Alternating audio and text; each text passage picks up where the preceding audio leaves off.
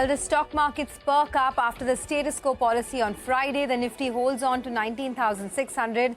However, for the week, the Nifty and the sensex closed flat, while the mid-cap index erased all its gains from last week to end 1% lower. Hello and welcome to the Editors Roundtable. This week, we take stock of the pickup in the FII outflows, put the spotlight on India's consumption sector. We tell you the key triggers for the market next week. I'm Sonia Shanoy, and with me we have the editors Anuj, Prashant, Nigel, Nimesh. It's a full house today. Folks, it's also a very exciting weekend, right? You have officially the World Cup kicking off. So the spirits are high. And the Asian Games closing as well, and the best ever Asian Games. By the way, after a long time, we have a full house, right? Yeah, yes, we do. 5 of us, the OG as we call it. All of us are there. But yeah, I think the week was truncated, but it was quite an okay week actually. You know, there was something for everyone, for the bulls, for the bears, for the neutrals. I think for the mid caps, large caps. Something for everyone. You know, I was just saying that it's truncated. By the time you get to Friday, I don't even remember. You don't even remember that holiday. No, what you can remember next week is not. Next week there's no holiday. Anyone going for the match? I'm trying to at least watch a couple of matches live, so let's see. Okay, that's fingers a good crossed. If I get the tickets, then hopefully I'll do justice. But anyway, so from the market's point of view, I guess we're just looking at 1% fall on the mid cap, flat on the Nifty and Sensex. But in the context of global markets, the global cues, I don't think we've done a bad job, right? I mean, just a flat on the Nifty, just 1% down on the mid cap and small cap, and even in then, there are a lot of stocks in the dollar market which have actually done well as well. Despite so much of weak global cues, there is so much of concerns about bond yields rising, crude was higher middle of the week. So, in a way, I think this week's outcome was not bad given the global context. So, and the fact that despite the FIIs selling, despite global weak cues, we actually ended in a positive territory for this week, and the fact that Nifty is above the crucial technical support of 19,500 odd level. Nice. So, in a way, I would take this as a positive week given the global backdrop. Oh, absolutely a positive week because as they say, right, the kitchen sink was thrown at the market this week, but it still held on to that 19,500 mark. And we have so many big cues coming up next week. There's the IT earnings, etc. So, given everything, it was not a bad outcome at all. It wasn't, and but you'll have to say that you got some kind of a divine intervention in terms of that big fall that we had in crude. The market was breaking down, Sonia. Make no mistake about it. Yeah. Just about 2 or 3 days back, we were almost staring down the barrel. The Nifty was almost breaking the September low. The Bank Nifty held on to the September low by about 70 points. So we were almost there, and then we had that big divine intervention. Crude oil prices from 98 all of a sudden fell to 85. It was tough to believe that what was happening. I think that really got the market sort of the kind of help that the market needed. The week ended flat, but there were a lot of individual stock moves. And remember, the mid-caps still underperformed in this week. And barring today, the mid-caps through the week were actually, underperforming or sulking. But what stood out this week was that IT is again showing some bit of outperformance. Of course, there was a buzz of TCS buyback, which got confirmed on Friday evening. But that, I think, was clearly for me one of the stocks of the week. And on the other side, you had metals, where you had some big losses despite today's rally. So those were the two big sectors. And real estate, of course, that did remarkably well. The other thing which was really interesting this week was the return of B2, Bajaj Finance and Bajaj Finserv.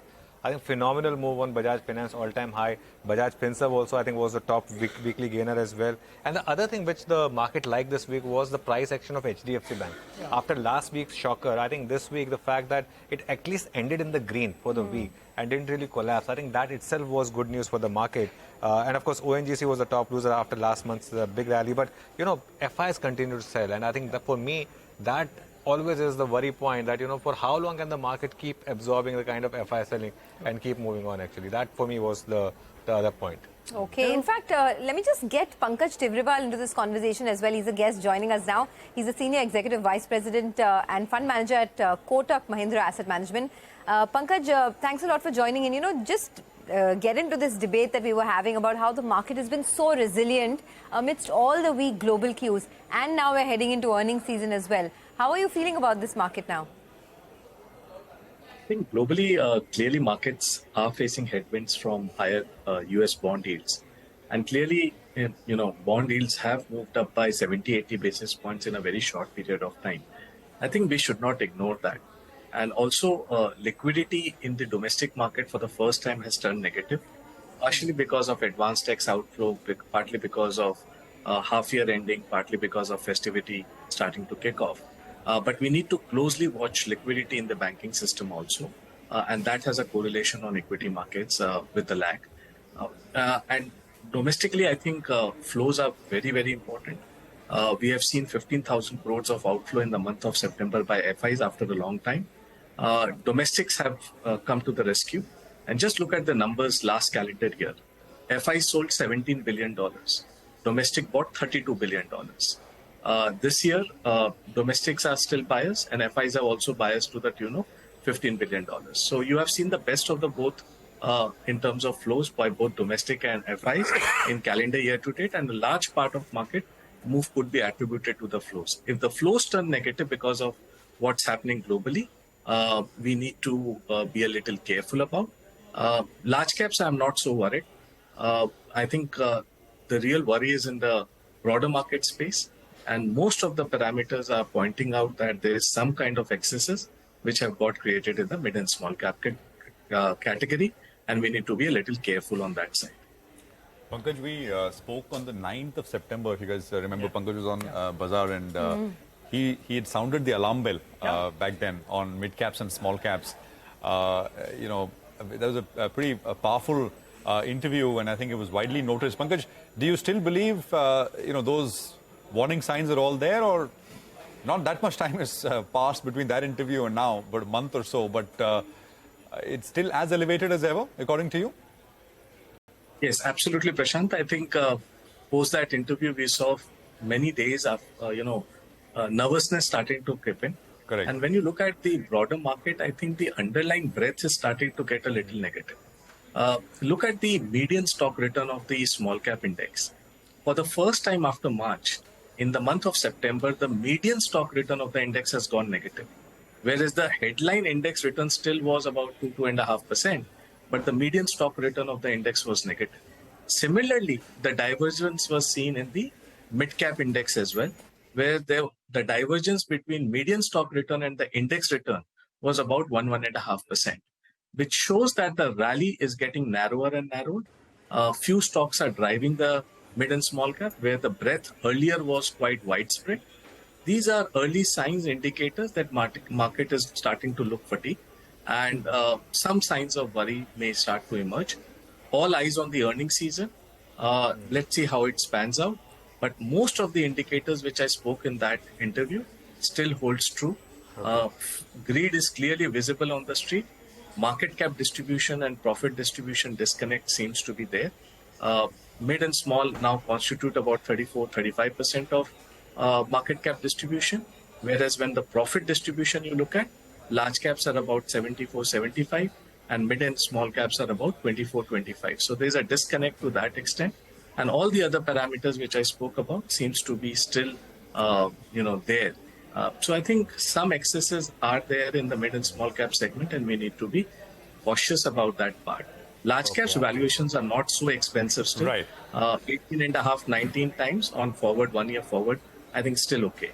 All right. Actually, as Pankaj said, some bit of fatigue. You call it resilience, someone will call it fatigue. It was that kind of a week. Nimesh, what's the dealing room feedback? So I just want to take what Pankaj said, just to add to what he was saying as well. I'll give feedback from the both sides, the buy side feedback as well as sell side feedback. From a buy side perspective, the feedback is that now, even the best of the investors are struggling for investable ideas.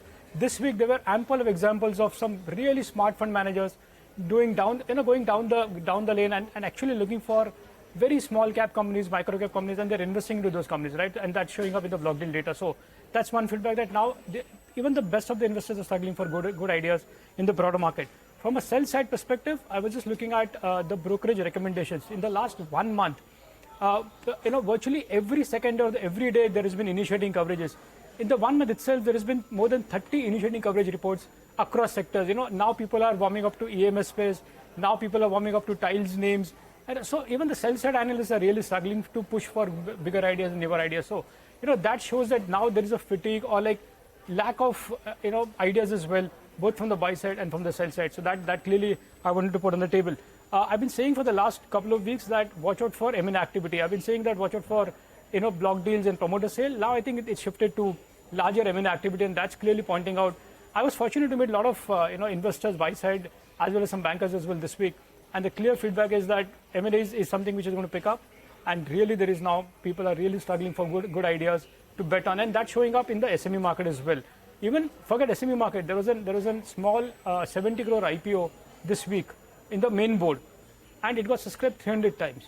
That shows that there is still much domestic liquidity and there are lack of ideas now. Okay, well, the one thing that also stood out is that FIIs continue to be big sellers this week, although the selling pressure reduced towards the end of the week. But there's some data that you've put together, Nigel? Well, that's right. Let me go to the big ball, actually, and explain this data for us. As this header shows, the FII outflows, well, they have picked up, right?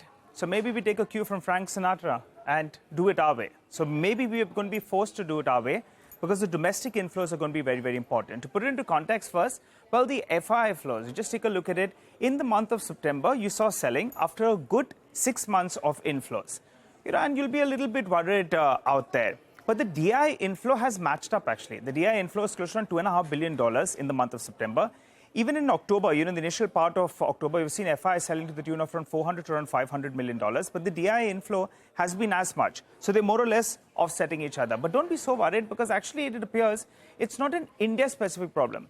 The emerging markets in the month of September itself did see selling. All across the board, they were selling. Taiwan, in fact, came in for a harder hit. And India was the next hit by close to around $2.3 billion. Why is this flight moving away? Emerging market funds moving away. One possible reason could be the bond yields, US bond yields, which is obviously a safer investment. Out there, the yields move from around 4% to around 4.8%. If I plot a chart of the 10-year US bond yields, as well as the MSCI Emerging Market Index, well, that's telling you the picture. As the yields moved up, you had some correction on the MSCI Emerging Market Index itself. Well, a couple of factors have played out, though, year to date. And don't be so upset about just a single month. That's in September. You've seen selling from FIs. Because actually, India has been a favorite. If you look at in terms of flows, only India and South Korea, they have seen inflows from the entire emerging market basket. And out of that, India's inflows are nearly twice of what you saw go to South Korea. But it's all about valuations at some point of time as well. In India, though we have good earnings, you have a stable government in India, policies in the right direction as well, we're relatively more expensive, and maybe for good reason as well in comparison to the other markets that trade out there. So let's wind this down then. It appears the onus is more on domestic flows in the near term. And I guess, simply said, we will have to do it our way if, in fact, the FI flows don't come back in a hurry. Well, that's a very interesting piece. And, touching upon some musical greats as well, Nigel. But, Pankaj, I just want a quick word in on Friday's big sell-off that we saw in bonds and the sharp rise in yields and the market just shrugging it off. I mean, the stock markets. Do you think it's a problem or not really, especially for banks, NBFCs, etc.? I think if you take a medium-term call, the MSCI inclusion is a big positive, which will start next year. And about $25 to $30 billion of demand will be there. But in the near term, I think what spooked the markets today probably could be the OMO announcement. And that OMO sale announcement probably has taken bond market by surprise. But I believe that maximum, I'm not a fixed income expert. My other team does it. But 735, 750 seems to be a good level from a bond market perspective. So not so much worried, more worried about the US 10-year Treasury.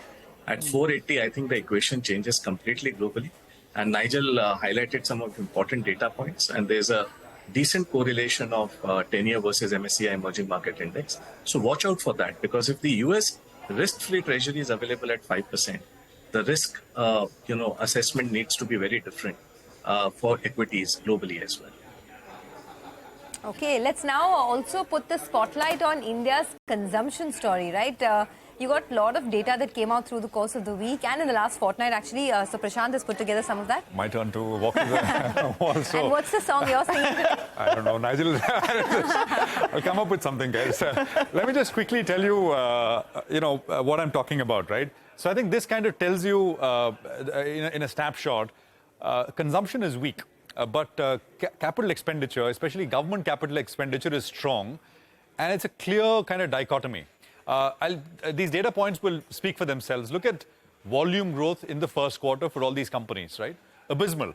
Britannia, 0%. Lever, Page Industries, Jubilant Food, Phoenix, of course, a little better. Nykaa, which is a little better. I mean, actually, as you go up the value chain, As you go into the slightly more premium segments, things are looking better, but at the lower level, it's bad. This is consumer durables. I mean, ACs, fans, washing machines, white goods basically. And look at what we've seen through the course of the last many quarters. In the last quarter, it was negative 15% year-on-year growth for consumer durables. Now look at car sales. Again, I'm talking about the lower end. So these are, the entry-level segment, under 7 lakh. Car sales are down 2% in FY24 till date. The entry-level hatchback segment. Look at bike sales. Similar kind of data point. Economy, under 1 lakh is basically what we are using. 125cc. The number is minus 6% for bikes, entry-level bikes. Look at imports, right? I mean, the amount that an economy is importing will give you a sense of the needs for, the growth and the amount of import needed to kind of finance it, fund it. This is non-oil, non-gold, non-capital goods imports. It's down 6% FY24 year to date. So it's pretty clear. The data tells you that consumption is actually on a weak footing, and stocks have been saying that for some time now. This is government expenditure now. On the other side of the coin, central government capex is up 52% in FY24 so far. Look at state, and this is on top of the 24% growth that we saw the previous year. You look at state government capex, 42% growth after a 3.5% growth that we saw, the previous year. Look at sectoral splits that I could find. Railway, 68% growth, defense, 16%, roads, just about 1%, but roads saw a very large growth in FY24. So it's pretty clear that government is spending while the consumer is being pretty tight-fisted. The question is, will consumption, as we are in the sort of embarking into the second quarter earnings season, will consumption pick up in a meaningful way? The other question is, if consumption continues to be slow, why do companies need to add more capacity, right? I think that's a valid question. Or will strong government capital expenditure lead to higher consumption, the trickle-down impact? It will create more jobs, more incomes, and that will finally sort of make it into the hands of the consumer. That's essentially the dichotomy I want to present. Let me actually put it to Pankaj. Pankaj, what do you make of the data, and what's your sense? Will we see a sustainable pickup? Prashant, we are as confused as the data you showed, and it's a real dichotomy that last 3-4 quarters, if you look at, consumption has been extremely weak, and especially the bottom of the pyramid, the mass consumption items across automobile, consumer durable, consumer staples, all you mentioned is absolutely right. And on the other hand, the investment cycle is extremely strong. You look at the cement demand, you look at the power demand, you look at the order inflow, the sanction of banks towards new projects, all are showing very strong pipeline. So we believe that it's a matter of time, and this investment will not stop, because one is consumption related, and the second is also export and import substitution led. So I think altogether, you don't forget that this last year, FY23, corporate India, the top 500 companies generated $80 billion of free cash. Now that the balance sheets are delevered, that will go back into the expansion mode. So I think government has done the heavy lifting from the data which you also showed for the last 5-6 years. I think now it's the time for private sector to kind of take the baton. And going forward, our belief is that capex will continue. And your third point, we believe, will be true with a lag of 18 to 24 months, that investment cycle pickup, capex pickup will probably lead to higher consumption as you move ahead. But in the near term, yes, consumption is weak. However, our belief is second half, we should see pickup in consumption. Sure. There are 3 factors to it.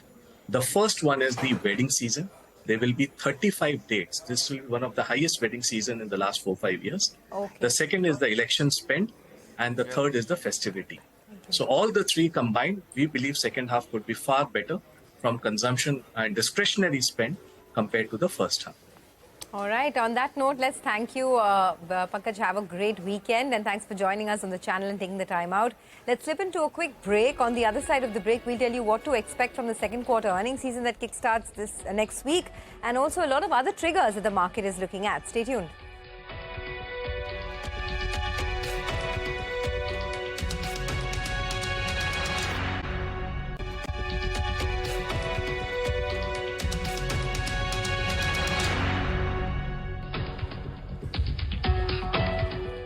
Welcome back. You're still watching the Editors Roundtable here on CNBC-TV18. So we ended the week pretty well, actually, despite all the cues that we had. But now let's look ahead to all the triggers that you can watch out for next week. We officially kickstart the earnings season on Wednesday next week with TCS's numbers. That's on the 11th of October. Post that, there's Infosys and HCL Tech on the 12th. That's on Thursday. And then in the following week, all the other heavyweights in the IT sector, whether it's Wipro, Persistent Systems, Emphasis, Tech Mahindra, KPIT Technologies. So a lot of index and non-index, large caps coming through with their earnings next week. Now, more than the numbers, the big question that we're asking is the worst of the demand pressure behind us in the IT sector? So that will be important to track the commentary from the IT managements. Remember, stocks have also seen a bit of a rebound, so it would be important to see if there is some follow-through on the commentary side. And also, what is the outlook for tech companies in FY25? Any indication of some FY25 guidance or any outlook, etc., will be watched for very closely. The other thing to track is the IPO lock-in that ends for many companies next week. There will be 5 companies that will have their lock-in periods across various time frames ending next week, and about 11 crore shares amongst these 5 companies will be eligible for trading next week. So some of the names are up for you on your screen. There's Senco Gold, Uday Shivkumar Infra, Avalon Tech, Veranda Learning, Mazgaon Dock as well. The lock-in period will be ending. So those are a couple of triggers to watch out for. But other than that, we don't have too much time left on the show. So thanks a lot for watching. And folks, big weekend lined up. It's a lot of sporting action. So I guess we all have our weekend plans in store. Oh, absolutely. I think a lot of sporting action, and that's it. That's it for me. I don't know what about you guys. India's going to come out on top. Looks like, in hockey, we are likely to win a gold. And the World Cup. Even in the World Cup is still a couple of weeks. There are still 3-4 weeks, right? No, I'm saying it's a big match on Sunday. Yeah, exactly. That will be an interesting match. So. Okay, and Prashant, what about you? No Prashant is the one. He has big plans. Yeah, and then on Monday morning, I went here, I came home at 3 in the morning. I was like, you said you're doing nothing. Actually, I'll tell you, my daughter's birthday was yesterday. She's a teenager now. And tomorrow, my son turns 10. Okay. So yeah, it's a busy, and then my wife's birthday is this month. So it's a busy October. Lovely. That's all I can. It's an expensive month, for you. And we are included in the treat. So, when you have a teenager, all I can say is best of luck to you. A new phase of life, right? Okay, well, folks, thanks a lot for bearing with us and joining in, and hope you have a great weekend. Lots of action lined up this weekend. We'll see you bright and early on Monday morning.